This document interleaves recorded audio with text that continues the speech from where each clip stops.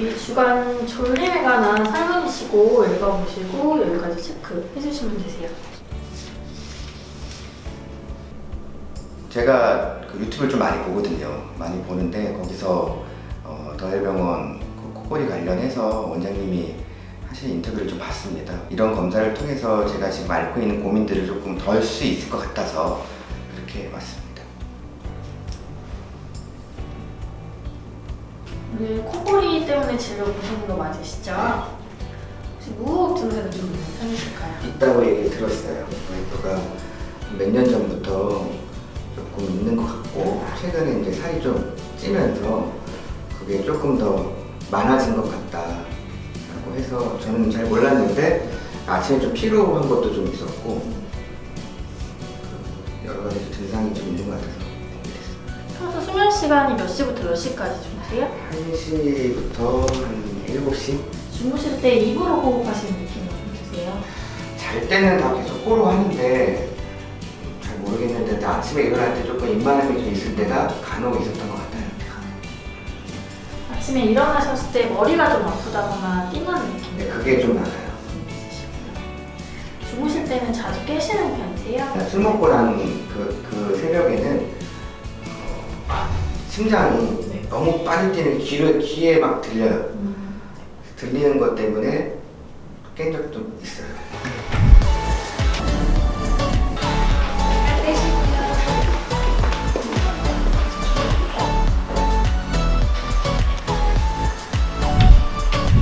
심장 측정할 건데 발 그대로 계시고 정면 바라보실게요.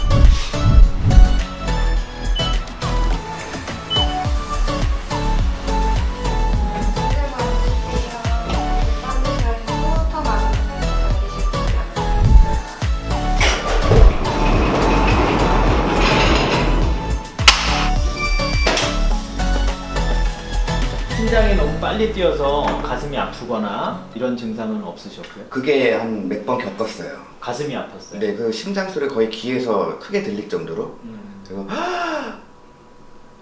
이렇게 깬 적도 몇 번 있었어요. 아, 주무시다가? 네. 여기 다리에 벌레가 기어가는 느낌도 간혹 있다고 그러셨는데 피곤한 날 같은 날 어떻게 좀 그 다리는 움직이면 조금 좋아지나요? 다리 아픈 게? 그건 잘 모르겠는데 좀 올려두면 조금 개선된 것 같아서 잠이 들어요. 혈압이 좀 높은 편이라고 그러는데 혈압 약은 안 드시고 네, 아직 지금 혈압 잰 것도 꽤 높으시네요.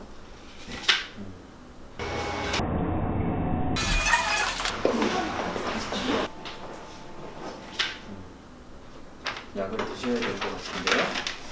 일단 제가 코부터 목까지 한번 구조를 좀 보고 다시 설명드리겠습니다.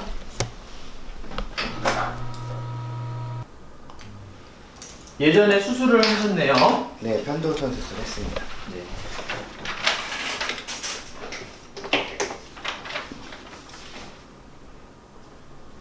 오늘 얼굴 엑스레이도 찍으셨는데 골격계를 보기 위함이고 엑스레이에 나오는 이 숨길이 골격계에 의해서 얼마나 좁아질 수 있느냐 이런 거를 평가하기 위해서 엑스레이를 찍습니다. 검은 게 공기고 뼈나 이빨은 이렇게 하얗게 보이는데 지금 이제 하악 구조를 보면 위턱에 비해서 아래턱이 약간 뒤로 이렇게 들어가 있는 모습이 보이죠. 아래턱이 안으로 들어가면 이 뒤에 숨길이 좁아지죠. 그러면 이 숨길을 좁게 만드는 원인 중에도 하나죠. 어렸을 때 편도 아데노이드 때문에 코로 호흡하는 게 좀 힘들고 입을 벌리고 잔다든지 구강호흡을 자꾸 하면서 턱 발달이 덜 됐을 가능성이 되게 높습니다. 그래서 이제 하악이 뒤쪽으로 좀 밀려 있고 그럼으로써 숨길이 좀 좁아져 있는 거죠. 코에서부터 목까지 내시경을 본 다음에 좀 더 설명을 드리겠습니다. 코로 천천히 숨 쉬시고 숨 쉬고 됐습니다. 코는 가운데 벽이 있고 하나의 벽을 양쪽에서 보신다고 생각하면 돼요. 화면상에 오른쪽에 보이는 게 가운데 벽이고요. 이게 옆에서 튀어나오는 살이에요. 이 가운데 벽 자체가 똑바로 안 서 있고 약간 이렇게 서 있는 거예요. 이게 후두 덮개인데 후두 덮개도 쫙 펴져 있는 게 좋은데 지금 U자로 이렇게 생겼죠. 전반적으로 이 후두나 기도도 다 좁아져 있는 상태고요. 코골아 보세요. 그럼 이렇게 좁아지죠. 그럼 이제 술 한 잔 드시면 더 심해질 거고 이 숨길이 많이 그런 영향을 받습니다. 수면다운 검사 결과가 나오면 이제 그거를 보고 오늘 구조를 본 거랑 종합해서 치료법을 선택합니다. 제가 그 집안이 좀 심장 이력이 좀 있어요. 좀 심장에 좀 무리가 좀 있는 것 같아서 결국 수면 무호흡증이랑 심혈관 질환이랑 같이 동반되는 경우가 되게 많고 또 같이 치료해야 되는 경우들이 되게 많기 때문에 저희는 신장내과 선생님이 계시고 치료도 같이 들어가게 돼서요. 같이 볼 수 있도록 도와드리겠습니다. 네. 수면다운 검사는 수면을 좀 정확하게 볼 수 있는 가장 객관적인 검사입니다. 억지로 잠을 만드는 게 아니고 실제로 주무시는 시간에 와서 검사를 하게 됩니다. 그래서 자는 동안에 검사를 하게 되고 검사하는 동안에 뇌파를 보면서 수면 단계가 어떻게 진행되는지 눈동자의 움직임이나 몸의 움직임을 관찰하게 되고 자는 동안에 호흡이나 뭐 다리 떨림이나 근육의 이상들이 같이 동반되는지를 평가해서 수면 질환들을 찾는데 객관적으로 하는 검사입니다. 근데 잠을 전혀 못 드는 사람들은 수면다운 검사를 받기가 참 힘들고요. 충분히 잤는데도 낮에 너무 피곤하든지 코골이나 수면 무호흡증이 심하다든지 뭔가 이상이 있다고 의심될 때 해볼 수 있겠습니다.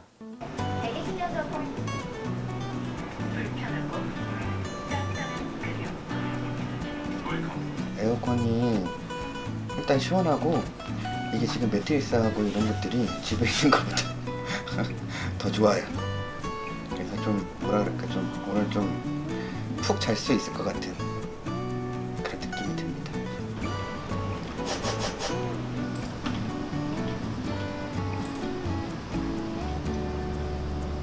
수면다운 검사 하시는 분들만 있는 게 아니고 이제 압력 맞추는 검사 하시는 분들도 있기 때문에 뭐 압력 조절하면서 잘 진행되고 있는지 그 모니터링만 잘 하고 있으면 될 것 같아요. 수면다운 검사가 수면 무호흡증이나 기면증이 의심될 때는 보험이 적용이 되고 있습니다. 수면 무호흡증에 대한 수면다운 검사의 보험 적용이 2018년 7월부터 보험이 적용이 돼서 우리 수면 무호흡증 환자에게는 참 좋은 소식이라고 할 수 있겠습니다.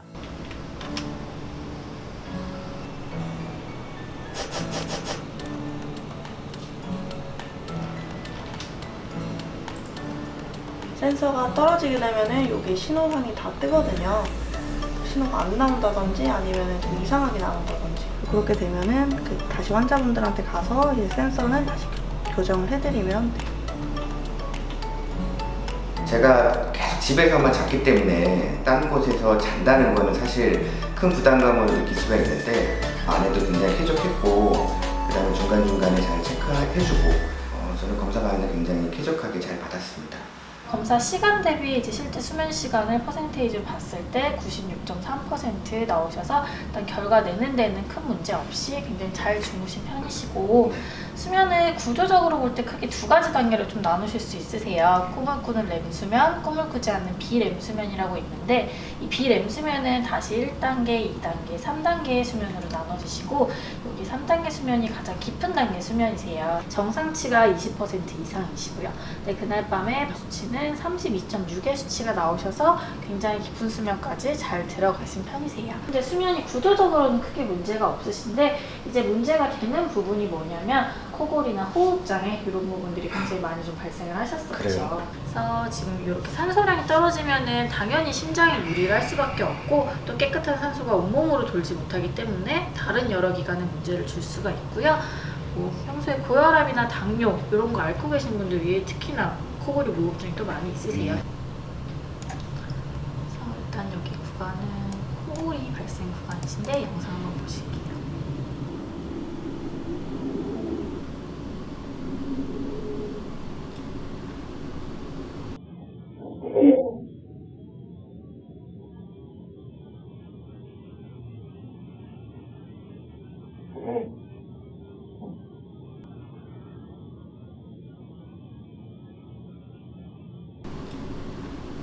사실 코를 고신다는 건 어쨌든 호흡은 하고 계신다는 거잖아요. 그래서 코골이는 좀 시끄럽고 불편한 증상이긴 한데 이게 내 몸에 큰 이상을 주는 반응까지는 사실 아니시고 코골이가 더 진행하셔서 무호흡이나 저호흡이 생기시는 구간이 문제가 되시는 거거든요. 그래서 지금 화면을 보시면은 지금 호흡 곡선이 아까와는 다르게 이렇게 중간중간 끊기는 부분이 있으시잖아요. 이렇게 분홍색으로 체크된 구간이 지금 무호흡 구간이세요. 그래서 무호흡이 있으실 때는 지금 이 구간이 가장 길었던 53초 정도 돼요. 그럼 그때 동안 나는 숨을 안 쉬고 있었던 거죠? 내 호흡을 전혀 안 하시는 구간이에요. 이런 증상들이 이제 밤 1시간에 한 30번 정도 나타나셨다는 거니까 굉장히 심한 수치시죠. 무호흡은 10초 이상 숨을 안 쉴 때를 무호흡 한 번으로 치는데 30번이면 중증 수면 무호흡 단계에 속합니다. 네. 중증이면 수면 무호흡의 단계 중에는 가장 심한 거고요. 숨을 안 쉬는 것 때문에 산소 포화도가 보통 정상인들은 한 98에서 100 정도를 유지하는데 78%까지 떨어져 있어요.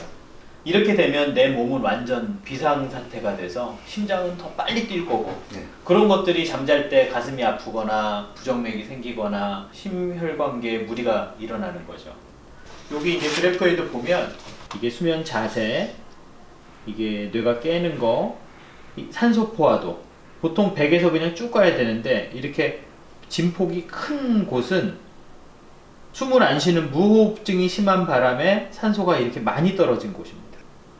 지금 수면 무호흡의 치료에 대해서는 제일 중요한 건 양압기를 차시는 게 제일 좋을 것 같습니다. 수면 다원 검사 결과가 나오면 수면 다원 검사 결과와 그 전에 시행했던 구조가 어디가 좁은지를 보는 검사 결과를 두 가지를 종합해서 치료법을 선택하게 됩니다. 치료법은 크게 수술을 하는 치료법과 수술을 안 하는 치료법으로 나뉘고 검사 결과에 따라서 어떤 치료가 성공률이 좀 높고 실패율이 낮은지를 평가해서 환자한테 맞는 치료를 시행하게 됩니다. 이제 수면다원 검사 결과가 나왔으니까 심장내과 진료를 좀 봤으면 좋겠고요. 저희가 안내해 드릴 테니까 심장내과 진료를 보시죠.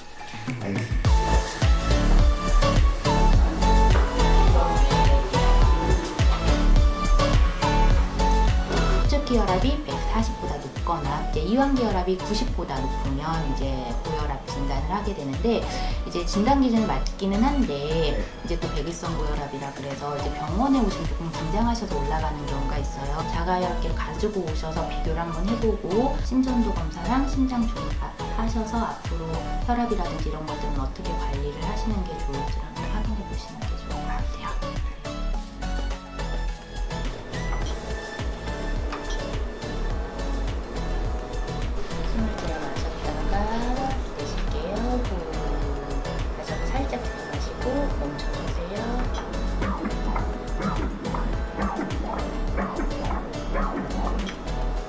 수면 다원 검사를 하기 위해 입원하시는 환자분들은 기본적으로 혈압 측정을 하게 되고 수면 무호흡 환자에서 고혈압이 생길 가능성이 한 3배 정도 높은 걸로 알려져 있습니다.